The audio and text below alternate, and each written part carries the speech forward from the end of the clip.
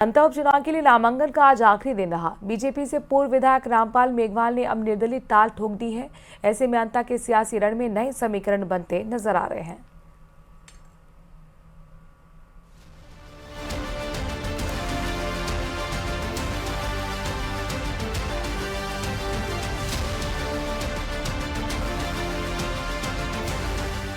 अंता उपचुनाव का महामुकाबला।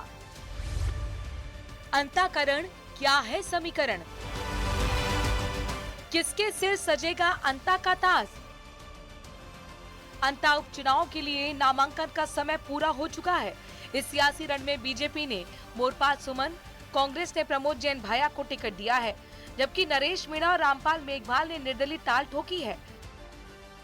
अब मामला त्रिकोणीय नहीं रहा, क्योंकि रामपाल मेघवाल पूर्व में बीजेपी के विधायक रहे हैं। सियासी जानकारों की माने तो रामपाल मेघवाल के चलते एससी वोट बैंक पर फर्क पड़ सकता है। पूर्व बीजेपी विधायक और नरेश मीणा दोनों ही बड़े राजनीतिक दलों का सिरदर्द बन सकते हैं। अंता में जाति ही जीत का सबसे बड़ा फैक्टर मानी जाती है। इस विधानसभा में करीब 2.25 लाख मतदाता हैं। इनमें माली समाज के लगभग 40,000, अनुसूचित जाति के 35,000, मीणा समाज के 32,000, मुस्लिम वोटर 20,000 और ब्राह्मण मतदाता करीब 18,000 हैं। ये सभी प्रत्याशी की जीत में अहम रोल रखते हैं। इस सीट पर बीजेपी परंपरागत रूप से माली और शहरी वोटों का समर्थन पाती है। मोरपाल सुमन के जरिए पार्टी ने स्थानीय होने के साथ साथ माली समीकरण को साधने की कोशिश की है।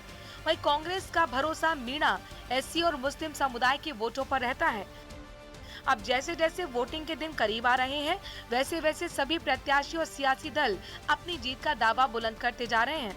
मैं 36 कौम का हूँ, 36 साल से चुनाव लड़ा रहा हूँ और 36 कौम के साथ रहता हूँ। गरीब परिवार का होने के नाते मैं हर आदमी के दुख सुख में साथ खड़ा रहता हूँ। अब जो भी आम जल की समस्या है, गरीबों की समस्या है, पानी, बिजली, सड़क जो भी है, उनको मैं पूरा कराने की कोशिश करूँगा।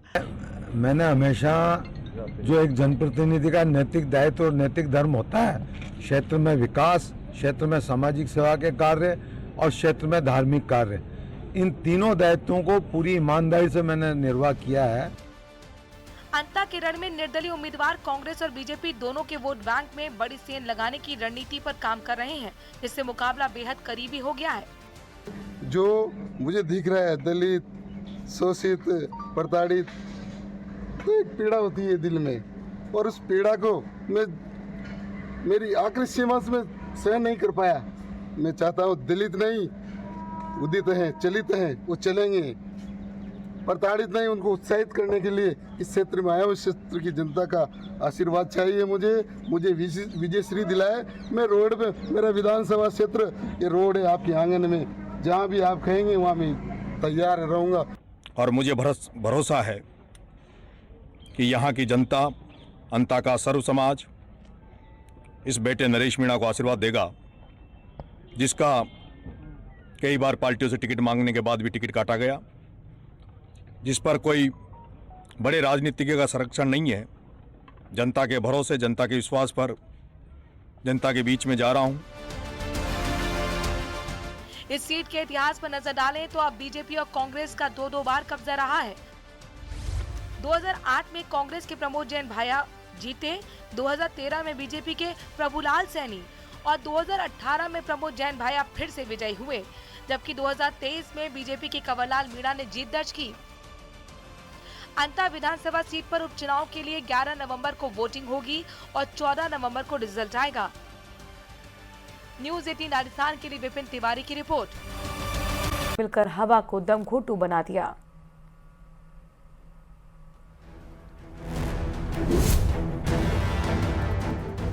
दीपावली के बाद दम घोंटू हुई हवा। भिवाड़ी में हालात सबसे गंभीर।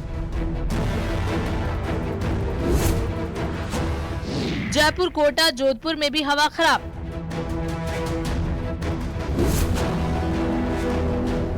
दीपावली के बाद प्रदेश की आबो हवा में प्रदूषण का जहर घुल गया है। राजस्थान प्रदूषण नियंत्रण मंडल के मुताबिक दीपावली के बाद राज्य के 23 में से 22 प्रमुख शहरों में AQI 200 के पार पहुंच गया है, यानी लगभग पूरा राजस्थान जहरीली हवा में सांस ले रहा है। दिवाली की रात पूरे प्रदेश भर के अंदर जमकर आतिशबाजी की गई। राजधानी जयपुर जो कि अपने जगमगाहट और खूबसूरत आतिशबाजी के लिए पूरी दुनिया में जाना जाता है, वहां पर लोगों ने जमकर आतिशबाजी की, खूब एंजॉय किया। मेरे पीछे जो नज़ारा आप देख रहे हैं ये वो प्रदूषण है जो रात भर पटाखे चलाने से पूरे शहर के ऊपर छाया हुआ है। कई जहरीली गैसें इसके अंदर मौजूद हैं, जिसमें आप देख सकते हैं कि सल्फर की मात्रा और ऑक्साइड्स ऑफ नाइट्रोजन की मात्रा काफ़ी ज़्यादा बढ़ जाती है। हर साल जब भी दिवाली आती है सभी लोग अपील करते हैं कि इको फ्रेंडली पटाखे इस्तेमाल में लें और शांति के साथ में और सुकून के साथ में दिवाली मनाएं, ताकि आबो हवा साफ़ सुथरी रहे। फिलहाल इस पॉल्यूशन का असर इतना देखने को मिला है कि राजस्थान के 23 शहरों में सामान्य से 2 गुना जो है एयर पॉल्यूशन हो चुका है। और हालात ये हैं कि भिवाड़ी में तो 300 के पार है और जयपुर में 268 से ज़्यादा एयर क्वालिटी इंडेक्स दर्ज किया गया है। राजधानी जयपुर की हवा सुबह 7 बजे तक AQI 268 के स्तर पर पहुंचा। कोटा, जोधपुर, धौलपुर, झुंझुनू और जालौर जैसे औद्योगिक और घनी आबादी वाले इलाकों में हवा बेहद खराब श्रेणी में रही। भिवाड़ी में हालात सबसे गंभीर रहे, जहां AQI 332 दर्ज किया गया। कोटा में तो दीपावली की रात प्रदूषण ने रिकॉर्ड तोड़ दिए। डॉक्टरों के मुताबिक दीपावली के बाद सांस संबंधी रोगों के मामले 30 से 40% तक बढ़ जाते हैं। सीमावर्ती श्रीगंगानगर में भी हालात बेहतर नहीं है। यहाँ AQI 236 रिकॉर्ड किया गया। विशेषज्ञों का कहना है कि पंजाब की पराली और स्थानीय आतिशबाजी दोनों ने हवा को दूषित किया है। राजस्थान के सीमावर्ती जिले श्रीगंगानगर सहित उत्तर भारत में न केवल दिवाली पर हुई जमकर आतिशबाजी, बल्कि पड़ोसी राज्य पंजाब में जलाई जा रही पराली की वजह से आबोहवा प्रदूषित होना शुरू हो चुकी है। पिछले 1-2 दिनों से सरहदी जिले श्रीगंगानगर में भी आतिशबाजी और पराली जलाने की वजह से हो रहे धुएं के कारण AQI का स्तर एकाएक बढ़ा है। और अभी के मैं आपको तस्वीरें दिखाएं तो आप ये देखिए, इस समय राजस्थान के सरहदी जिले श्रीगंगानगर में AQI बढ़ने की वजह से जो यहाँ की आबोहवा है वो काफी हद तक प्रदूषित दिखाई भी दे रही है। राजस्थान प्रदूषण नियंत्रण मंडल और मौसम विभाग ने संयुक्त रूप से हेल्थ एडवाइजरी जारी की है। बुजुर्गों, बच्चों और अस्थमा से पीड़ित लोगों को बाहरी गतिविधियों से बचने की सलाह दी गई है। राजस्थान में बढ़ते शहरीकरण, वाहनों की संख्या और औद्योगिक धुएं ने प्रदूषण को पहले से ही उच्च स्तर पर पहुंचा दिया है। प्रदेश का लगभग हर शहर इस बार दिवाली के बाद जहरीली हवा में सांस ले रहा है। अब ऐसे में जरूरी है कि लोग हेल्थ एडवाइजरी को ध्यान में रखकर काम करें। Bureau report, news 18 Rajasthan.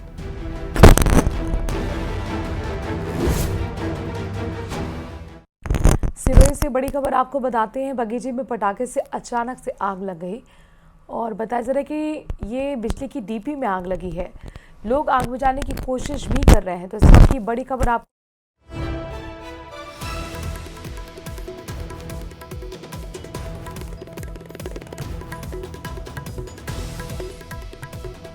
बिजली की डीपी में आग लग गई। दरअसल ये बगीचे में पटाखे से आग लगी थी और फिर ये बिजली की डीपी ने भी आग पकड़ ली। जो आसपास के लोग हैं वो आग बुझाने की कोशिश अपने स्तर पर कर रहे हैं। पटाखों के चलते ये आग लगी। बगीचे में पटाखे से आग लगी और फिर वहां पर जो बिजली का डीपी था उसने भी आग पकड़ ली। सिरोही से बड़ी खबर है, हादसे से जुड़ी खबर है। पटाखा जो कि बगीचे में बताया जा रहा है कि अचानक से आया और उसकी वजह से बिजली की डीपी ने भी आग पकड़ ली। फिलहाल जो आसपास के लोग हैं वो अपने स्तर पर आग बुझाने की कोशिश कर रहे हैं। हीरा लाल हमारे संवाददाता इस खबर पर जुड़ गए हैं। हीरा,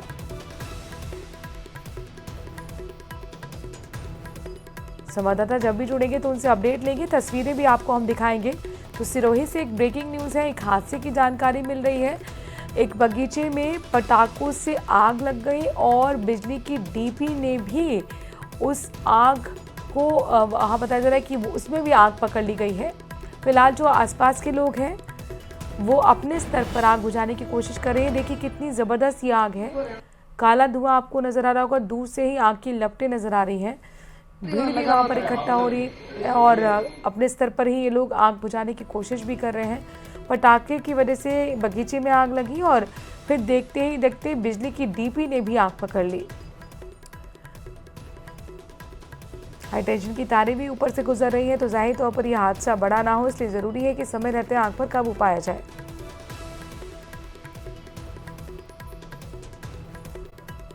उसकी हर चाल बेनकाब कर दी।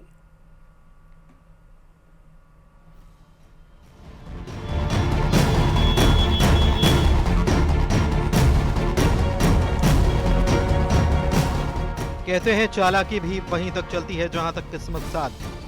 पुलिस ने अब एक गैंगस्टर का ऐसा भेद खोला कि हर कोई दंग रह गया। बहरोड में एक इनामी बदमाश को पुलिस ने तब पकड़ा जब वो लेडीज बनकर घूम रहा था। ये शख्स कोई चोर उचक्का नहीं बल्कि रोहित गोदारा गैंग का इनामी बदमाश अभिषेक उर्फ पटार है, जिस पर 25,000 रुपए का इनाम था और ये लंबे समय से फरार चल रहा था।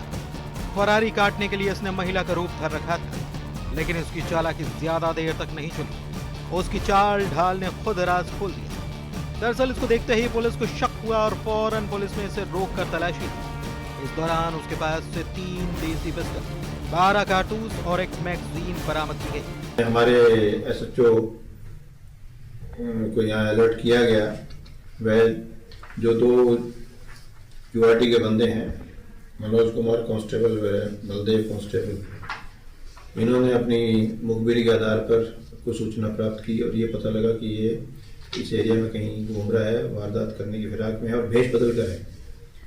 जिस पर पुलिस के जो सब इंस्पेक्टर हैं ओम प्रकाश, उन्होंने टीम लेकर बाईपास की तरफ नाकाबंदी की तो एक व्यक्ति जो कि महिला की वेशभूषा में, क्योंकि उसकी कद काठी और उसकी चाल डाल में फर्क लग रहा था कि ये महिला संदेह प्रतीत हुआ तो उस पर पूछताछ की गई। वह उसमें तलाशी दी गई तो उसके पास एक पिस्टल, देसी पिस्टल 3, 12 जिंदा कारतूस और एक अतिरिक्त मैगजीन, ये चीजें उससे बरामद हुई। बता दें कि हाल ही में पुलिस ने लॉरेंस गैंग के कुर्गे संजय जाट को गिरफ्तार किया है।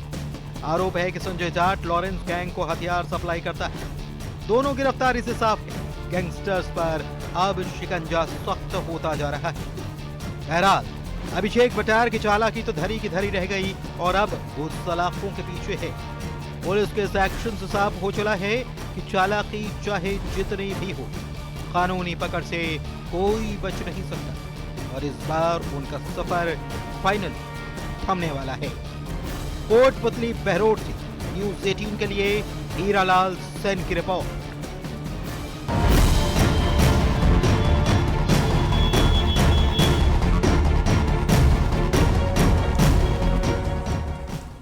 कोटा जिले के खातौली कस्बे में एक मंडी गेट के पास बाइक चोरी हो गई। ये पूरी वारदात वहां CCTV में कैद हुई।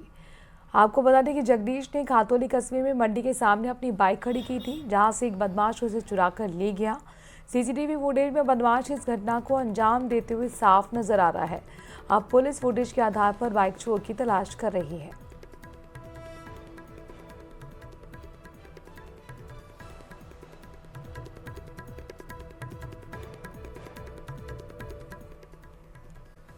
रेड मारी है। 350 से ज्यादा दवा की बोतलें जब्त की गई हैं। मेडिकल स्टोर और गोदाम पर रेड मारी गई। बता दें कि कल एक महिला की कफ सिरप पीने के बाद तबीयत बिगड़ गई थी और उसकी मौत हो गई थी। पहले को खांसी और जुकाम था, जिसके बाद उसने मेडिकल स्टोर से कफ सिरप मंगवाया था।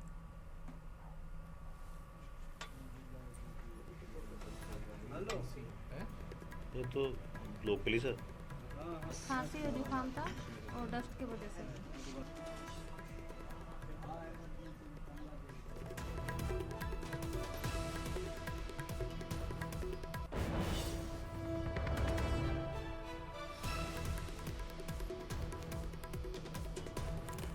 रानीवाना थाना पुलिस ने गुमशुदा महिला की हत्या का राजफाश करते हुए आरोपी प्रेमी को गिरफ्तार किया है। आरोपी ने महिला का अपहरण कर उसकी हत्या की और सबूत मिटाने के लिए शव को आग लगाकर नाले में फेंक दिया। मामला 19 अक्टूबर को सामने आया था, जब दुधवट निवासी ताराराम मेघवाल ने रिपोर्ट दी कि उसकी पत्नी गोमती देवी और बेटा यशपाल आरोपी रसराम मेघवाल के साथ रानीवाड़ा अस्पताल गए थे, जहां आरोपी ने उनके पुत्र को किसी होटल पर छोड़कर महिला को अपने साथ कहीं ले गया था। उसके बाद से ही लापता हो गया। पुलिस ने जांच करी तो 20 अक्टूबर को आरोपी को दस्तयाब किया गया, उससे पूछताछ की गई और उसने अब हत्या की वारदात को कबूल लिया है।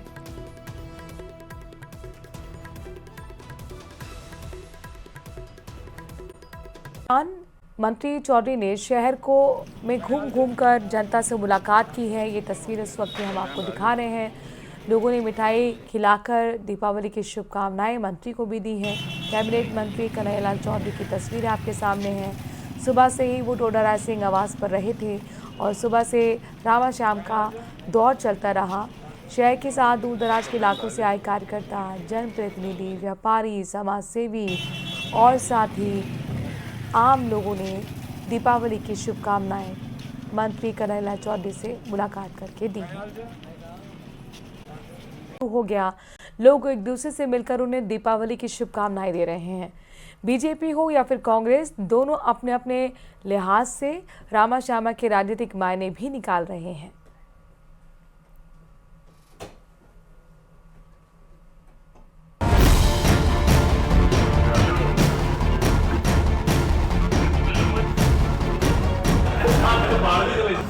बधाई। जिस सियासत में चुप्पी की अर्थ तलाशे जाते हों, वहाँ मेल मुलाकात के सियासी मायने कैसे न निकाले जाएं। भले ही वो मेल मुलाकात रामा श्यामा के नाम पर क्यों न हो। दरअसल लक्ष्मी पूजन के दूसरे दिन मंगलवार से रामा श्यामा का दौर शुरू हो गया है। लोग एक दूसरे से मिलकर उन्हें दीपावली की शुभकामनाएं दे रहे हैं। आमजन और पार्टी कार्यकर्ता वरिष्ठ राजनेताओं से मुलाकात कर उन्हें बधाई दे रहे हैं। बीजेपी और कांग्रेस के वरिष्ठ नेताओं के घरों पर सुबह से ही बधाई देने वालों का तांता लगा हुआ है। मेरी कर्म भूमि अभी हरियाणा है, जन्मभूमि मेरी राजस्थान है, तो मैं दोनों ही हमारे जो लोग हैं, कार्यकर्ता भी और आम जनता भी, जिससे हमारे पार्टी के और विचार के लोग सीधे जुड़े हैं, तो उनको मैं शुभकामनाएं देता हूँ। राज्यसभा सांसद घनश्याम तिवारी मानते हैं कि राजनीति में रामा श्यामा सीधे संपर्क का एक अच्छा साधन है। त्योहार जो है वो हमारी लोकोक्तियों को और लोकाचार को प्रमाणित करते हैं। इनसे हमारी जो प्राचीन परंपराएं चली आ रही है, जो प्राचीन संवाद चला रहा है, उन सारे संवादों को एक करने का कार्यक्रम है। पूर्ववर्ती सरकार में मंत्री रही प्रताप सिंह खाचरियावास के घर भी उनके कार्यकर्ताओं और कांग्रेस के नेताओं की खासी चहल पहल देखने को मिली। रामा श्यामा के बहाने छोटे बड़े कार्यकर्ता अपने नेता तक पहुंच बनाने की कोशिश कर रहे हैं। राजनीति में जो हम ये सोच रहे हैं ना कि ये बड़ा नेता है, ये छोटा नेता है, ये कुछ भी नहीं है परंपरा, ये मन का बहम है। जो ये समझता है कि मैं सबसे बड़ा नेता हूँ, सबसे बड़ा तो सुदर्शन चक्र वाला ही नेता है, बाकी कोई नहीं है, ये तो दिमाग से निकाल देनी चाहिए। जो आया है वो जाएगा, कोई नेता बचाएगा आज तक। इसलिए दिवाली और होली, दिवाली की रामा श्यामा तो ये सिखाती है ना कोई छोटा है ना बड़ा है, हम सब बराबर हैं। राजनेता भले ही रामा श्यामा के सियासी मायनों को मानने के लिए तैयार नहीं है, लेकिन ऐसा हो सकता है कि नेता कार्यकर्ता से मिले, बात सिर्फ शुभकामनाओं के आदान प्रदान तक सीमित रह जाए। इसीलिए माना जा रहा है कि दीपावली की रामा श्यामा करने के लिए अपने अपने क्षेत्र में भ्रमण पर निकले बीजेपी और कांग्रेस से जुड़े नेता आगामी पंचायत और निकाय चुनाव को लेकर कार्यकर्ताओं की नब्ज टटोल रहे हैं, उनसे चुनावी फीडबैक ले रहे हैं। न्यूज़ 18 राजस्थान के लिए जयपुर से सुधीर शर्मा की रिपोर्ट।